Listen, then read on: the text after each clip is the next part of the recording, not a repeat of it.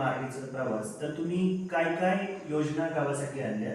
आणि कुठली कुठली कामं तुम्ही शासनाच्या सहयोगाने पूर्ण केली?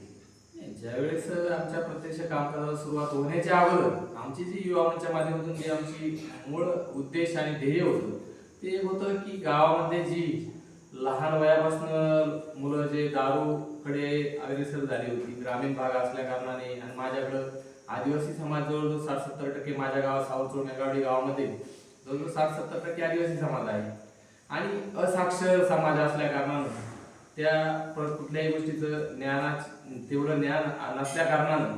लोक व्यसनाच्या लगेच आहारी जात होते आणि माझ्या गावामध्ये दारू ह्या जो प्रकार आहे हा खूप प्रकारे वाढला होता आणि पहिलाच अजेंडा आमच्या युवकांचाच हा होता की आपण काहीही झालं तर ह्या 5 वर्षात आपली खूप मोठी बाकीची काही कामं नाही झाली तरी चालतील, पण सर्वात महत्त्वाचं म्हणजे आपल्या गावात 100% दारूबंदी झाली पाहिजे। ज्या ठिकाणी आजपर्यंत प्रलंबित रस्ता आहे, म्हणजे ज्या ठिकाणी फक्त आणि फक्त पाऊलवाट आहे, ज्या लोकांना येण्या जाण्याची खूप अडचण आहे, त्यांना शेतीसाठी त्यांच्या याच्यामध्ये यंत्रसामग्री कुठली नेता येत नाही, अशा लोकांसाठी कायमस्वरूपीचा तोडगा काढण्यात आला। ही आपली 2-3 कामं महत्त्वाची होती आणि शेतीसाठी पाणी, हे 3च कामं आमच्या अजेंड्यावर जास्त होती। लोकांपर्यंत प्रत्येक माहिती, सरकारी योजना असेल, ग्रामपंचायतची योजना असेल